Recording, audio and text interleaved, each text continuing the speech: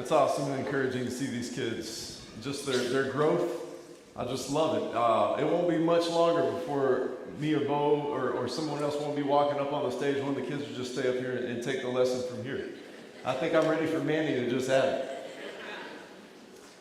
Well, we are in our servant series. We're talking about servanthood. Now, I want to identify a massive problem really quick before we get into the rest of our message and into the text this morning. And one of the biggest sin issues, one of the biggest heart issues that we probably don't talk about quite enough is pride. And when it comes to serving and wanting to serve like Jesus, pride is one of the biggest barriers to that ever happening. It'd be the very thing that keeps us from ever even submitting to the Lord in the first place. It'd be the very thing that keeps us from serving God, from serving others. And the interesting thing about pride is it also keeps us from allowing others to serve us. There's no room for competition in the body of Christ.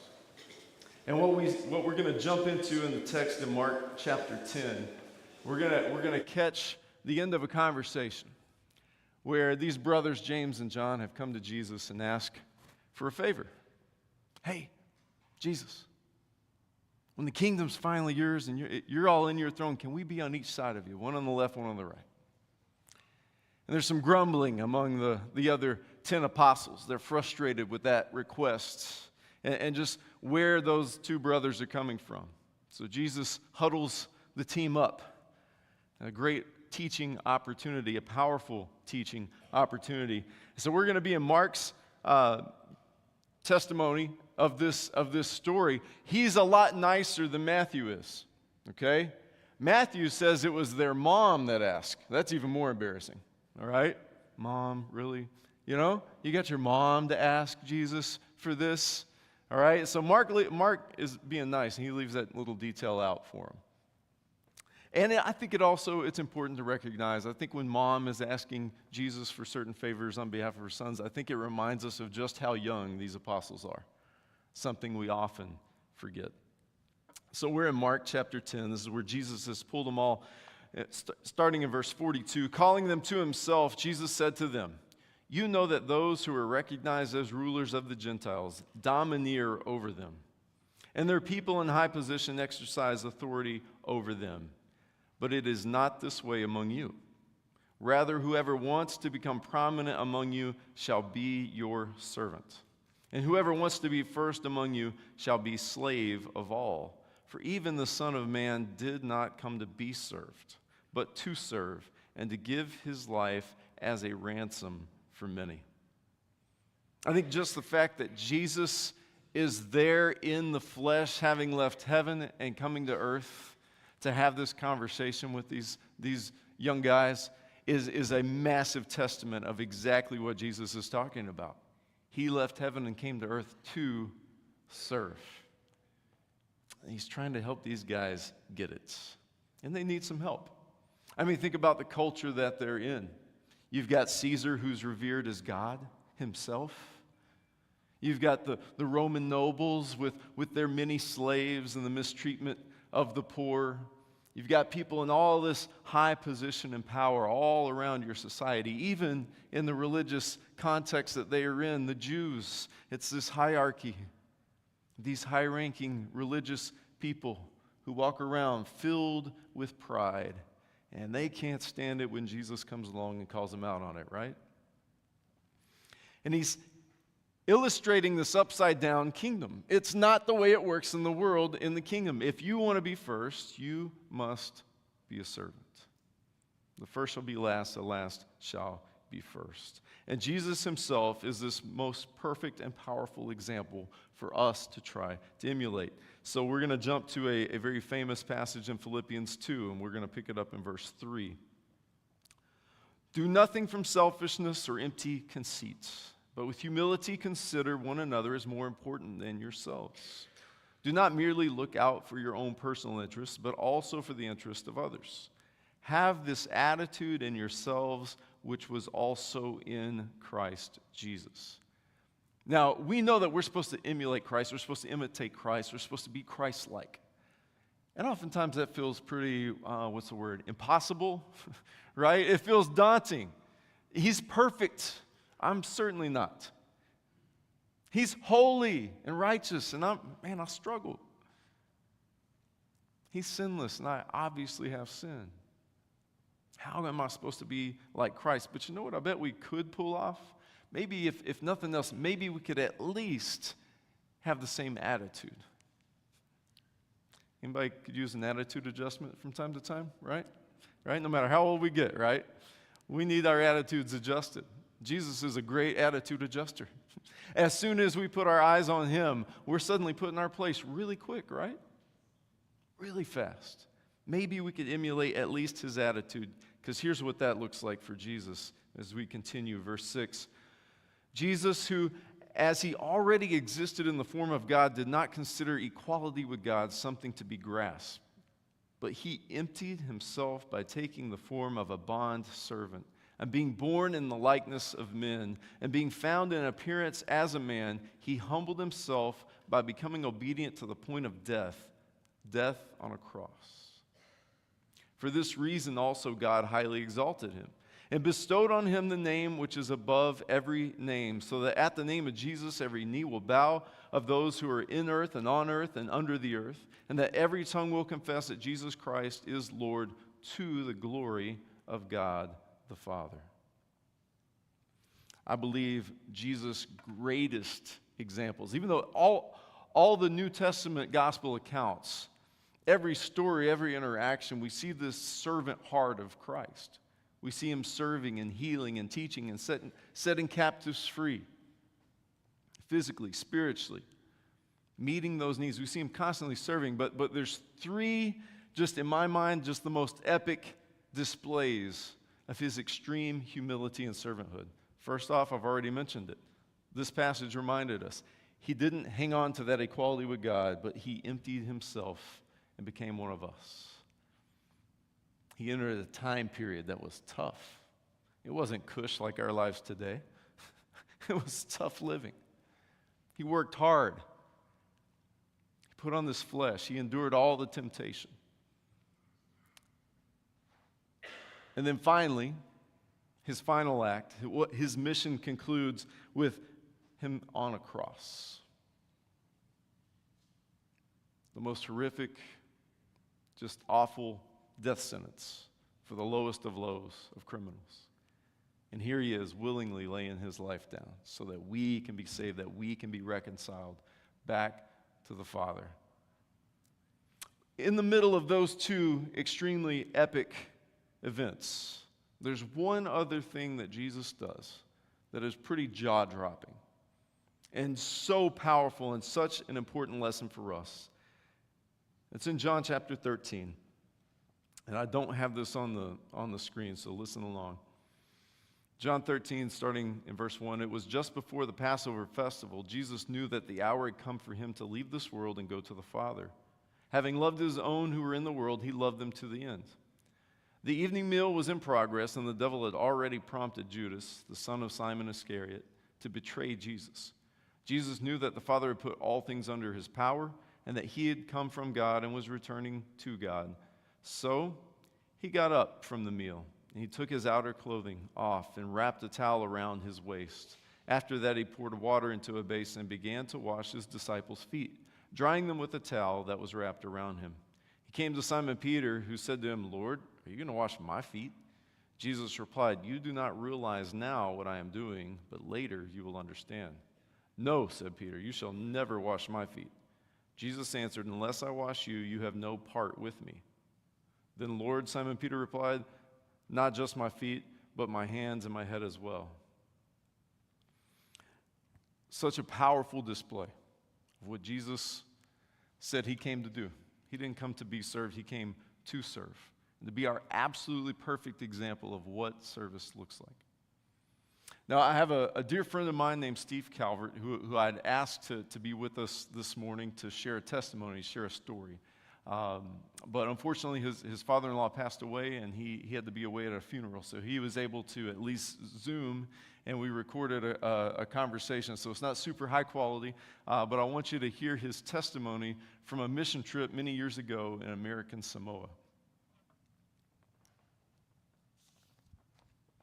So, Steve, man, years ago you told me this awesome story from a mission trip in American Samoa, and it's always stuck with me. I can't think about the story of Jesus washing his apostles' feet without thinking about this story you told me so long ago.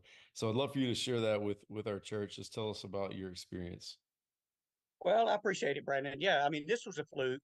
This was like a one-time thing. I'd never done it before, never done it since. But you're talking about the servanthood of Jesus and him.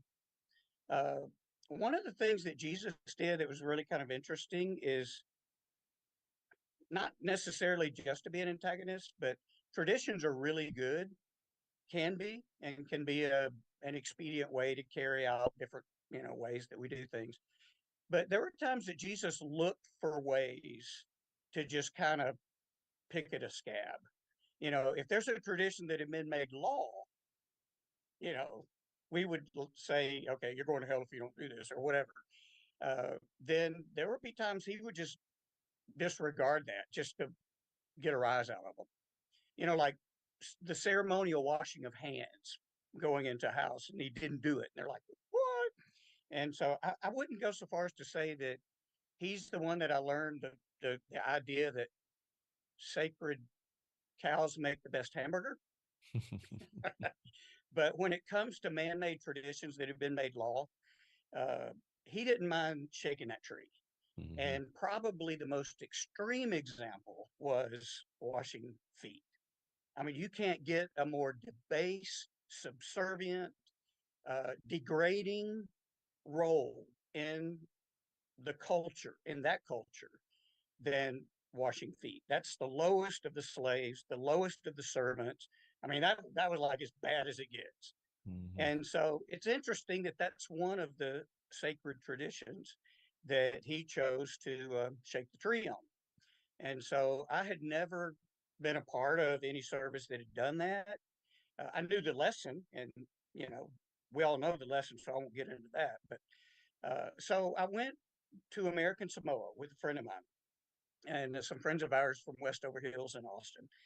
And her brother-in-law was the preacher there, and very influential on the island. And the chief of that particular tribe was very influential on the island. He oversaw um, the tropical forest there, and very well known in that industry worldwide.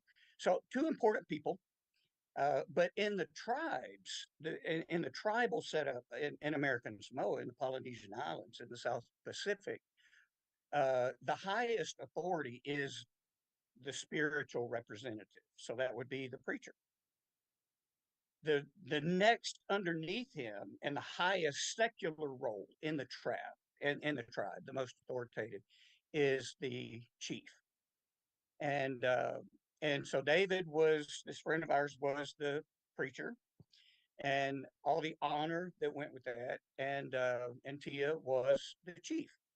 And so I got to talking to him, and we were talking about the Friday we had gone there to teach men's classes and women's classes and vacation Bible school, and then at evening we had services. Well, Friday night, the big night, and so sat them down and I said, "Here's what I'm thinking. We're talking about servanthood, and the most bizarre, extreme example of that in Scripture is Jesus washing the disciples' feet. How would y'all feel about having literally a foot washing ceremony?" And at first it was like, "What you say, Willis?" I mean, it was like, "What?" But they responded, and the more they thought about it, it was like, and their cogs were going. I mean, 100 to nothing. And so, because of the statement that that would make in that culture, more so than in America, up here. And so, anyway, they agreed to it, and so we did. And so we had water basins, and so I had the chief. It was arranged. He would wash the feet of his wife, not some other important person in the church. He would wash the feet of his wife. David might have done the same thing. Uh, since it was Friday night, there were some visitors from another church. The preacher from the other more conservative church was there, so I picked him.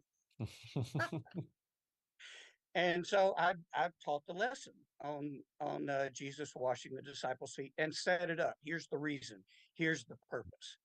It's to prove a point. It's a tangible lesson that we can do today. And I said, this is not something I've done, but I said, in this culture, I think it would teach a lesson that would be stark. And no hint that we were going to do it. And so at the end, I said, what the elders have agreed on is for us to perform this tradition today. And I had people bring the water basins out, and all the eyes got big, and it was really interesting. I mean, the chief took his basin, went over to his wife's chair, and knelt down and began to wash her feet. And David did the same. I went over to the other preacher, and he refused. Yeah, absolutely not. I mean, we're not having any part of that. It's like, okay, I went to somebody else. But it was such a stark lesson, and it was bizarre. Like I said, I've never even done it before, but you know me. Um, it, it it could teach a lesson in that moment, in that culture, that I don't think would ever register in a church in North America. I mean, people do it, and I think it's okay. I think it's great. It reinforces that lesson.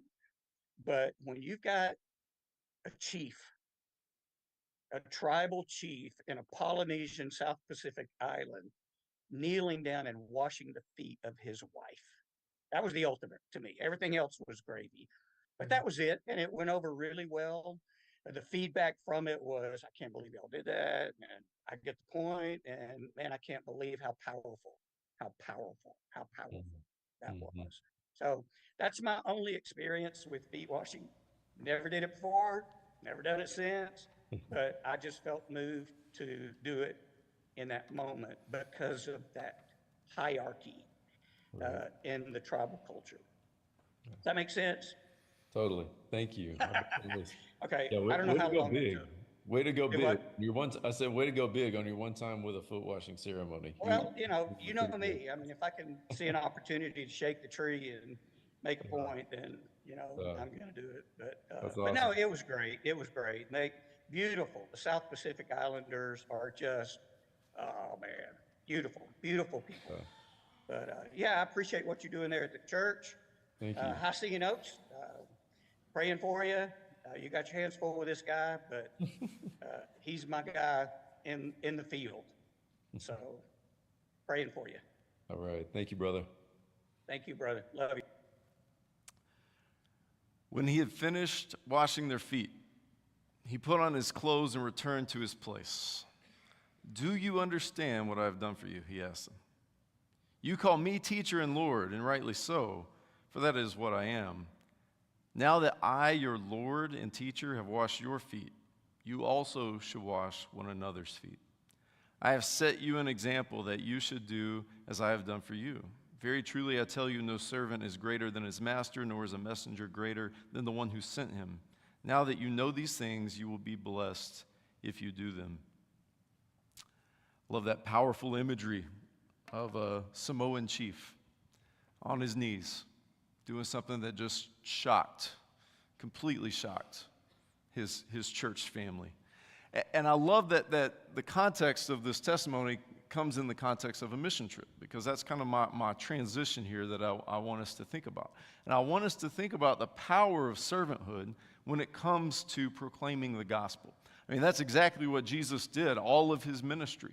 He's meeting physical needs. He's serving for the purpose of bringing God's spiritual kingdom and reconciling people to the Father and setting prisoners free spiritually. And so I want to highlight a couple of examples for you and what I'm talking about. There's a book called Surprise the World, 5 Habits of Highly Missional People. It's by a man named Michael Frost. It's a great read, and he breaks down this acronym, BELLS. Really tough for me to remember. BELLS, it's bless, which it just really talks about make it a regular habit to look for people to bless. It can be with your words, it can be with service and action, with a gift. but we're constantly looking for ways, God, how can I bless somebody? The E is for eat, which really talks about the power of hospitality, hosting people, having them in your home, sharing meals together. And then learn is about learning Jesus. There's a ton of things in the Bible we can learn, okay? But memorizing every king of the Old Testament, all right, I don't know that there's a lot of spiritual transformation there, all right? But knowing Jesus so well, and every example and every teaching that he has, really, really studying Jesus, that's going to start to transform us to be more like Jesus. And then listen is about listening to the Spirit, not just praying one-sidedly, but really sitting and listening. And then sent is the S, and constantly reminding that if I go to the grocery store, I need to have the mentality that I've been sent there. God may have something he wants me to do, a person he wants me to interact with, and just having that kind of mentality is a game changer. But in the chapter about bless, he gives this example, and it's from a kind of an experiment that was done on the mission field, where there were two teams sent to Thailand for a certain amount of time, and one team was strictly evangelist. There were preachers, teachers, and evangelists who went with a sole mission and purpose that we are going to share the gospel with as many people as we can. We're going to go from church to church and place to place and preach the gospel and start Bible studies and just share the gospel. That's our gift. That's what we're going to do. You had another team that was full of servants. And they said, we're going to go, we're not going to try preaching and teaching and setting things up like that, but we're just going to go look for needs that we can meet, and we're going to meet them. And we're just going to bless as many people as we possibly can, serve as many people as in many different ways as we possibly can. Can you guess what the outcome was? The team that went with the total focus of blessing people ended up bringing more people to the Lord than the team that just went with the primary focus of just preaching the gospel. They did.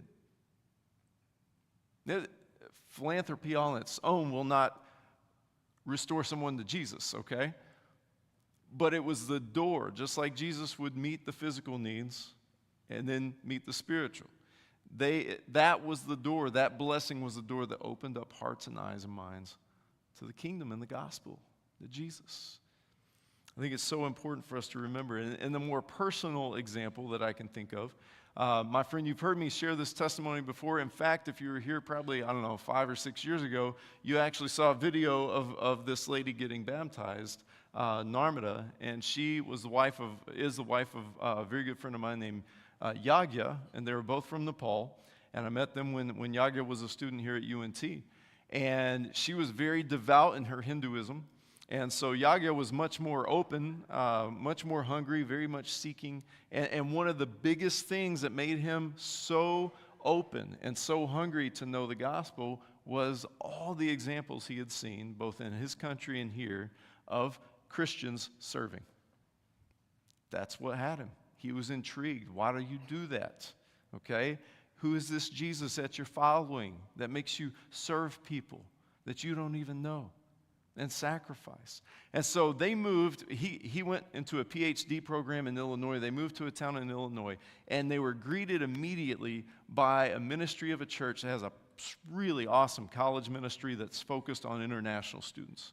And they feed them, and they get them furniture and help them move into their apartments and just meet a ton of needs. And so Narmada immediately was so blessed by this outreach of this church that she wanted to volunteer. And so she signed up to volunteer to work at this church and to help other international students as well. And so one of the messages I got from my friend that really excited me is that, man, Narmada's volunteering at a church. I'm like, what? Already? Like, you guys just got there. She's volunteering, and she's loving it. And she's learning all kinds of things. And then it was no time at all. I mean, it might have been maximum 3 months. I really don't remember. It was a very short time period. I'm getting a video of her getting baptized. It was incredible. But that's the impact. That's the impact we have, church, when we demonstrate the servanthood of Jesus, the ultimate servant. Our perfect example. It's one of our best testimonies to a world that needs a lot of love and serving. So I want to take you to, we're going to land the plane right here. It's one of my favorite verses. It's 1 John 3:16 through 18.